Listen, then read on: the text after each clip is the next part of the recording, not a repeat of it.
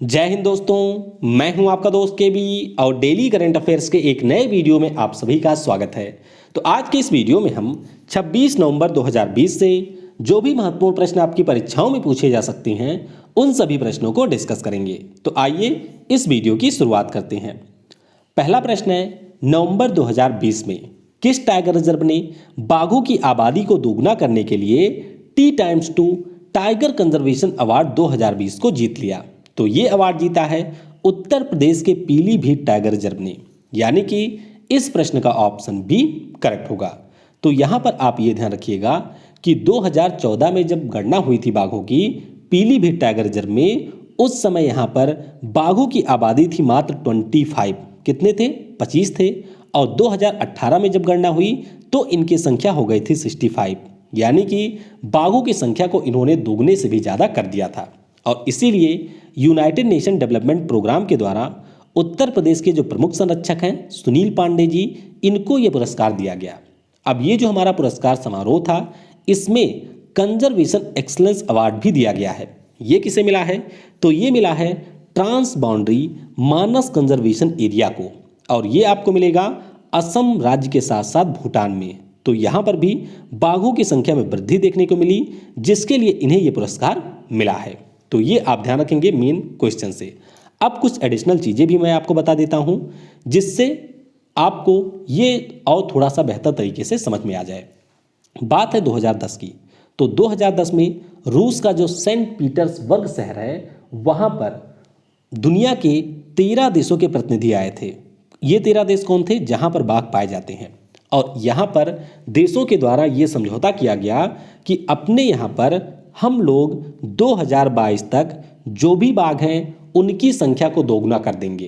तो 2010 में ये मिले थे, 2022 का इन्होंने टारगेट रखा था। अब इसमें हमारा जो एक पड़ोसी देश था नेपाल, इसने अपने यहाँ पर बाघों की संख्या को 2018 में ही दोगुना कर दिया था। और जब पिछले साल हमारे यहाँ पर रिपोर्ट आई थी 2019 में, तो रिपोर्ट में ये बताया गया कि हमारे यहाँ पर भी बाघों की संख्या दोगुनी हो चुकी है। तो आप ये ध्यान रखेंगे कि 2 देश अभी तक ऐसे हैं जिन्होंने 2022 के पहले ही अपने यहाँ पर बाघों की संख्या को दोगुना कर दिया है। अब आपको यहाँ से ध्यान रखना है कि हमारे यहाँ पर बाघों के संरक्षण के लिए प्रोजेक्ट टाइगर की शुरुआत की गई थी 1973 में। कब? 1973 में शुरुआत की गई थी। कुल मिलाकर के 50 टाइगर रिजर्व हैं हमारे यहाँ पर वर्तमान में। और आप ये ध्यान रखेंगे कि उत्तर प्रदेश में कुल 3 टाइगर रिजर्व हैं। कौन कौन से? एक तो है अमानगढ़, एक तो है पीलीभीत, और एक हमारा है दुधवा। तो ये 3 हो गए। बाघों की संख्या सबसे ज़्यादा कहाँ पर है? तो सबसे ज़्यादा आपको मिलेगा मध्य प्रदेश में, जहाँ पर इनकी संख्या है 526। दूसरे स्थान पर है कर्नाटक, जहाँ पर इनकी संख्या है 524। और तीसरे स्थान पे उत्तराखंड, जहां पर इनकी संख्या है 442। तो ये सारे पॉइंट भी आप ध्यान रखेंगे। बाकी अगर हम लोग बात करते हैं कि बाघों की गणना कब होती है, तो इनकी जो गणना है वह प्रत्येक 4 वर्षों पर आयोजित की जाती है। पहली बार कब हुई थी? तो पहली बार हुई थी वर्ष 2006 में। और बाघों की गणना के लिए एम स्टाइप नामक ऐप का यूज किया जाता है। तो ये सारी चीज़ें भी आपको यहाँ से ध्यान रखनी है। बाकी इस वीडियो की जो PDF है वह आपको मिल जाएगी टेलीग्राम पर। तो टेलीग्राम पर आप सर्च करेंगे केवी गुरुजी, जहां से आप इसके PDF को डाउनलोड कर सकते हैं। और वीडियो अगर आपको पसंद आता है तो इसे लाइक करने के साथ अपने सभी दोस्तों के साथ में शेयर करना बिल्कुल भी मत भूलिएगा। अगला प्रश्न है, नवंबर 2020 में किस देश ने चंद्रमा की सतह से सैंपल प्राप्त करने के लिए चैंग E5 मिशन को लॉन्च किया? तो चैंग नाम से ही आप समझ जाइए, इसको लॉन्च किया है चीन ने। तो इस प्रश्न का ऑप्शन डी करेक्ट होगा। अब ये मिशन है क्या? तो इस मिशन के अंतर्गत चीन के द्वारा जो यान भेजा गया है वह चंद्रमा पर जाएगा और वहां से कुछ नमूने को इकट्ठा करेगा, और बाद में उस नमूने का परीक्षण चीन के द्वारा किया जाएगा। तो चीन की जो स्पेस एजेंसी है, जिसका नाम है चाइना नेशनल स्पेस एडमिनिस्ट्रेशन, तो इसी के द्वारा अभी लॉन्ग मार्च 5 रॉकेट की सहायता से चैंग E5 मिशन को लॉन्च किया गया है।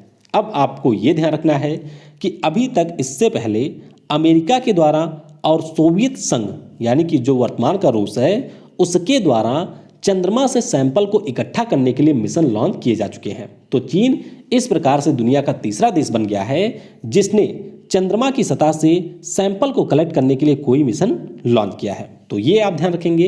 और एक पॉइंट आप ध्यान रखेंगे कि 1976 के बाद में किसी भी देश के द्वारा चंद्रमा से सैंपल को इकट्ठा करने के लिए पहली बार कोई मिशन लॉन्च किया गया है। तो ये सारे पॉइंट आपको ध्यान रखने हैं। बाकी अगर हम लोग चीन की बात करते हैं तो चीन के द्वारा अभी पहला 6G सैटेलाइट भी लॉन्च किया गया है। कौन सा? 6G के लिए एक सैटेलाइट लॉन्च किया गया है। और चंद्रमा के लिए नासा का एक मिशन है 2024 में, जिसका नाम है आर्टेमिस मिशन। और इस मिशन के अंतर्गत नासा के द्वारा एक मानव शिविर बनाए जाने की योजना है। और इसी के लिए अभी नासा ने समझौता किया है नोकिया के साथ में, और नोकिया के साथ मिलकर के चंद्रमा के ऊपर ये 4G टावर लगाएंगे। तो ये सारी चीज़ें भी आपको यहाँ से याद रखनी है। अगला प्रश्न है, नवंबर 2020 में भारत ने किस देश में सतूत बांध के निर्माण की घोषणा की है? यानी कि सतूत डैम का निर्माण भारत किस देश में करेगा? तो भारत के द्वारा ये जो डैम है इसका निर्माण किया जाएगा अफगानिस्तान में। तो इस प्रश्न का ऑप्शन ए करेक्ट होगा। अब मामला अभी क्या हुआ है, तो अभी हमारे जो विदेश मंत्री हैं वे शामिल हुए थे अफगानिस्तान सम्मेलन 2020 में। अब ये जो सम्मेलन है वर्चुअली इसका आयोजन किया गया, और इसकी जो मेज़बानी है वह यूनाइटेड नेशन, अफगानिस्तान और फिनलैंड की सरकारों के द्वारा की गई। तो दुनिया भर के बहुत सारे देशों के प्रतिनिधि इसमें शामिल हुए थे। और इसी दौरान हमारे जो विदेश मंत्री हैं उनके द्वारा ये कहा गया कि भारत कुल मिलाकर के $80 मिलियन में अफगानिस्तान में 100 प्रोजेक्ट करेगा। तो ये घोषणा यहाँ पर की गई है। बाकी अगर हम लोग सतूत डैम की बात करते हैं तो इसके बारे में आपको ये ध्यान रखना है कि अफगानिस्तान की जो राजधानी है काबुल, इसी के पास में सतूत डैम का निर्माण किया जाएगा। और ये जो मुख्य रूप से डैम होगा इसके माध्यम से काबुल के जो लगभग 20 लाख लोग हैं उनको स्वच्छ जल मिलेगा, जिसे वह लोग पीने के लिए यूज़ कर सकते हैं। तो इतनी सारी चीज़ें आपको ध्यान रखनी है। बाकी अगर हम लोग अफगानिस्तान की बात करते हैं तो ये आप देख सकते हैं, ये है अफगानिस्तान जो कि हमारा एक पड़ोसी देश है। राजधानी इसकी काबुल में है। मुद्रा यहाँ की है अफगान अफगानी। राष्ट्रपति यहाँ के अशरफ गनी हैं और यहाँ की संसद का नाम है नेशनल असेंबली। कुछ सिंबल भी आइए जान लेते हैं। जैसे कि अगर हम लोग राष्ट्रीय पशु की बात करते हैं तो स्नो लेपर्ड यहाँ का राष्ट्रीय पशु है। राष्ट्रीय वृक्ष की बात करते हैं तो अफगान पाइन यहाँ का राष्ट्रीय वृक्ष है। राष्ट्रीय बर्ड की बात करते हैं तो गोल्डन ईगल यहाँ का राष्ट्रीय बर्ड है। राष्ट्रीय पुष्प की बात करते हैं तो ये आपके ट्यूलिप का पुष्प है। और राष्ट्रीय खेल की बात करते हैं तो बुजकाशी यहाँ का राष्ट्रीय खेल है। अब ये सारे जो होते हैं खास तौर पर हमारे जो पड़ोसी देश हैं उनके सिंबल आपको याद रखने हैं। अगला प्रश्न है, प्रत्येक वर्ष महिलाओं के खिलाफ हिंसा के उन्मूलन के लिए अंतर्राष्ट्रीय दिवस कब मनाया जाता है?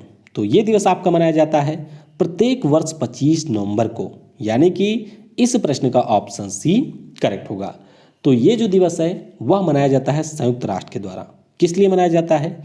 तो जो भी हमारी महिलाएं होती हैं उनके खिलाफ जो भी हिंसा होती है, यानी कि जो भी वायलेंस जैसी एक्टिविटी होती है उसको रोकने के प्रति सभी लोगों को जागरूक करने के लिए यह दिवस मनाया जाता है। और इस बार की थीम क्या है? तो इस बार की थीम है orange the world, fund, respond, prevent and collect. तो ये इस बार की थीम रखी गई है। अगला प्रश्न है, नवंबर 2020 में किस वेब सीरीज को 48वें अंतर्राष्ट्रीय एमी अवार्ड्स 2020 में बेस्ट ड्रामा सीरीज का पुरस्कार मिला है? तो ये मिल गया है पुरस्कार दिल्ही क्राइम नाम की वेब सीरीज को। तो ये आपको यहाँ पर ध्यान रखना है कि दिल्ही क्राइम नाम की जो वेब सीरीज है इसको अंतर्राष्ट्रीय एमी अवार्ड 2020 में बेस्ट ड्रामा सीरीज का पुरस्कार मिला है। तो दिल्ही क्राइम की अगर हम लोग बात करते हैं तो यह एक वेब सीरीज है जिसको प्रकाशित किया गया था नेटफ्लिक्स के ऊपर। तो OTT एक प्लेटफॉर्म है नेटफ्लिक्स जिसके ऊपर दिल्ही क्राइम को प्रकाशित किया गया था। और यहाँ पर आपको एक जो बहुत ही महत्वपूर्ण बात ध्यान रखनी है वह यही है कि एमी पुरस्कार जीतने वाली ये भारत की पहली वेब सीरीज बन गई है। कौन? दिल्ही क्राइम। और दिल्ही क्राइम से आप ये ध्यान रखेंगे कि इससे लिखा है और इसका निर्देशन किया है रिची मेहता ने। किसने? रिची मेहता ने इसका निर्देशन किया है। अगला प्रश्न है, नवंबर 2020 में किस राज्य की सरकार ने हावेरी रेलवे स्टेशन का नाम बदलने की घोषणा कर दी है? तो ये घोषणा कर दी है कर्नाटक राज्य की सरकार ने। यानी कि इस प्रश्न का ऑप्शन बी करेक्ट होगा। तो हावेरी एक जिला है कर्नाटक में और वहीं के एक स्वतंत्रता सेनानी थे जिनका नाम है महादेवप्पा मैलारा। तो ये एक स्वतंत्रता सेनानी थे और इन्हीं को सम्मानित करने के लिए अब जो हावेरी रेलवे स्टेशन है इसका नया नाम होगा महादेवप्पा मैलारा रेलवे स्टेशन। और आपको महादेवप्पा मैलारा के बारे में ये ध्यान रखना है कि ये कर्नाटक के भगत सिंह के रूप में जाने जाते थे। तो अंग्रेजों के विरुद्ध इन्होंने भी भगत सिंह की तरह ही विद्रोह किया था और इसीलिए इन्हें कर्नाटक के भगत सिंह के नाम से भी जाना जाता है। अगला प्रश्न है, 24 नवंबर 2020 को गुरु तेग बहादुर शहादत दिवस मनाया गया। वह सिख धर्म के किस नंबर के गुरु थे? तो गुरु तेग बहादुर जी का नाम आपने सुना होगा। सिख धर्म के ये 9वें गुरु थे और इन्हीं का जो शहादत दिवस होता है उसी को गुरु तेग बहादुर शहादत दिवस के रूप में प्रत्येक साल 24 नवंबर को मनाया जाता है। तो इस प्रश्न का ऑप्शन सी करेक्ट होगा। तो बस आप ये ध्यान रखिएगा कि सिख धर्म के ये 9वें गुरु थे और 24 नवंबर 1675 को उस समय का जो मुगल शासक था औरंगजेब उसके द्वारा इनकी हत्या करवा दी गई थी। तो इसीलिए जो भी हमारे सिख समुदाय के लोग हैं उनके द्वारा शहादत दिवस को 24 नवंबर को मनाया जाता है। अगला प्रश्न है, नवंबर 2020 में भारतीय सेना ने किस राज्य में ब्रह्मोस सुपरसोनिक क्रूज मिसाइल के लैंड अटैक संस्करण का सफल परीक्षण किया है? तो इसका परीक्षण किया गया है अंडमान और निकोबार द्वीप समूह में। तो इस प्रश्न का ऑप्शन ए करेक्ट होगा। अब ब्रह्मोस मिसाइल के बारे में मैं आपको पहले भी कई बार बता चुका हूं। पहली चीज तो आप ये ध्यान रखिएगा कि यह एक हमारी सुपरसोनिक क्रूज मिसाइल है। कैसी है? सुपरसोनिक क्रूज मिसाइल है और इसका निर्माण DRDO के द्वारा रूस के साथ में मिलकर के किया गया है। तो अभी इसका जो लैंड अटैक वर्जन है इसका परीक्षण किया गया अंडमान और निकोबार द्वीप समूह में। अब यहाँ पर आप थोड़ा सा ध्यान देंगे लैंड अटैक वर्जन पर। अब इसका मतलब क्या है? कुछ समय पहले हम लोगों ने ये डिस्कस किया था कि जो हमारा ब्रह्मोस मिसाइल है इसका INS चेन्नई के ऊपर से परीक्षण किया गया था। तो इसका मतलब क्या हुआ? इसका मतलब हुआ C2 सरफेस वर्जन का परीक्षण किया गया था। यानी कि यह जो हमारा मिसाइल है इसको हम लोग समुद्र से भी फायर कर सकते हैं। फिर कुछ समय पहले ही हम लोगों ने यह भी पढ़ा था कि जो हमारे यहाँ पर सुखोई नाम का विमान है उससे भी हमने इसका परीक्षण किया था। इसका मतलब वो ये हो गया कि इसके एयर वर्जन का भी हमने परीक्षण कर लिया। यानी कि समुद्र से ये मार कर सकती है, वायु से मार कर सकती है और अब हमने इसके लैंड अटैक वर्जन का परीक्षण किया है। यानी कि यह सतह के ऊपर से भी मार कर सकती है। तो यहाँ पर ब्रह्मोस मिसाइल इसलिए खास हो जाती है क्योंकि ये हमारे सतह के ऊपर से मार कर सकती है, समुद्र से भी ये मार कर सकती है और हवा से भी ये मार कर सकती है। तो इसलिए आपको इसका नाम ध्यान रखना है। बाकी इसकी अगर हम लोग रेंज की बात करते हैं तो पहले तो इसकी रेंज थी 290 किलोमीटर, लेकिन अब इसे बढ़ा करके 450 किलोमीटर कर दिया गया है।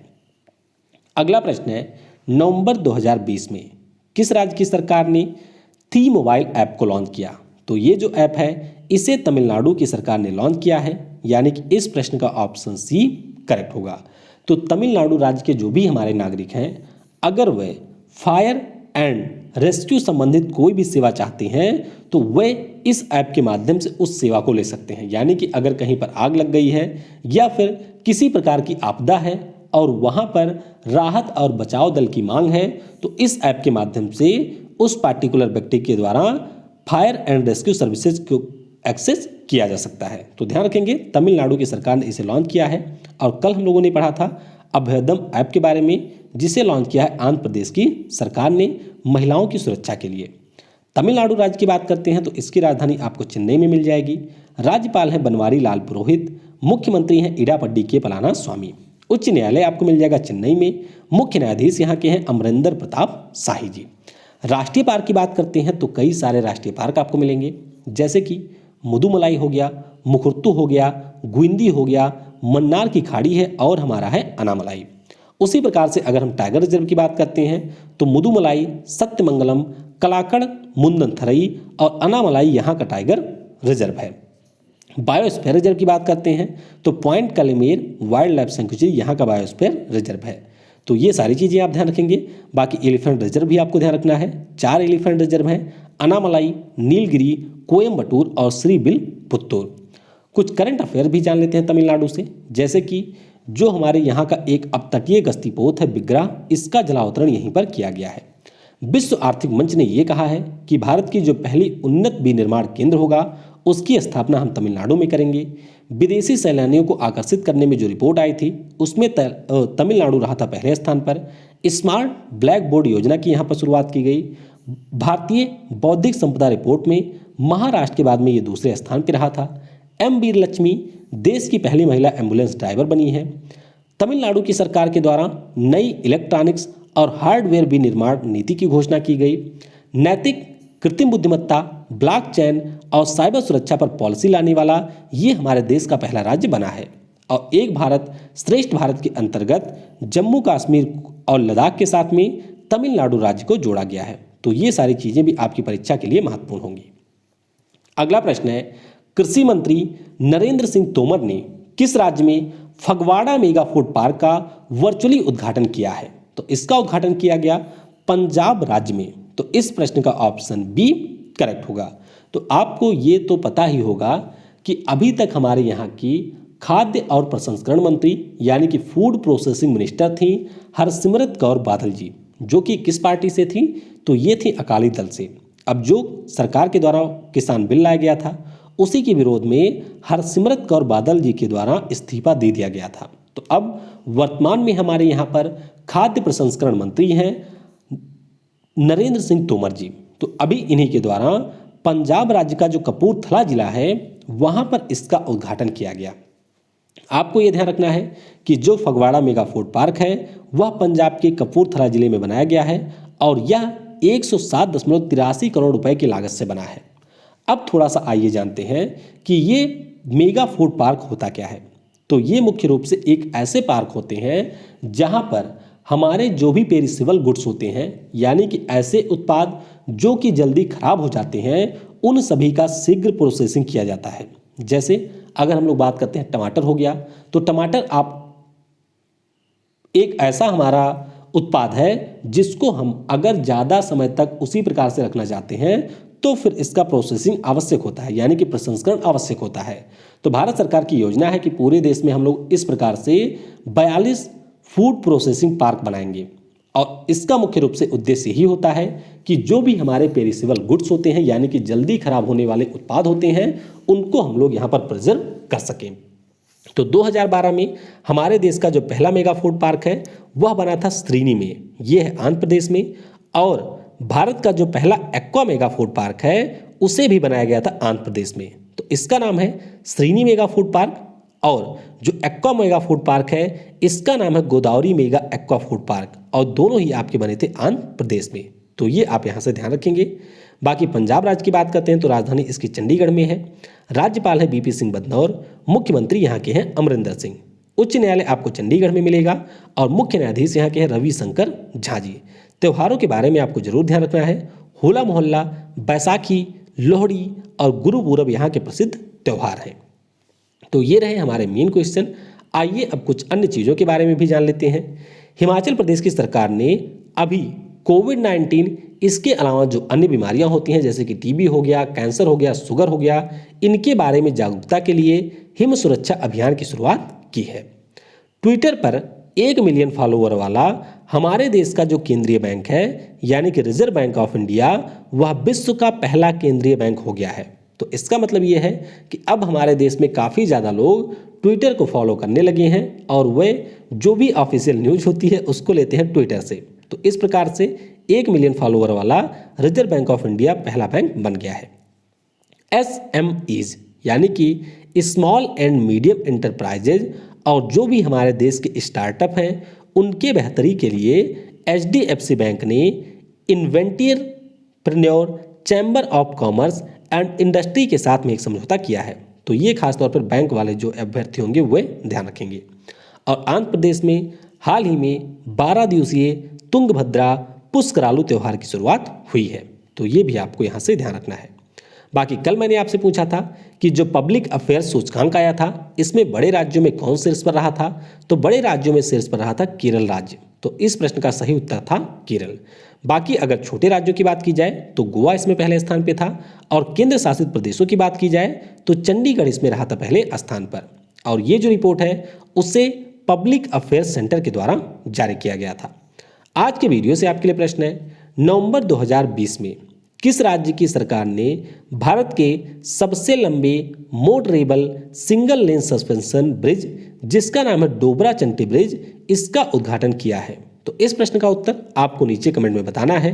बाकी वीडियो आपको कैसा लगा यह भी आप नीचे कमेंट में बता सकते हैं।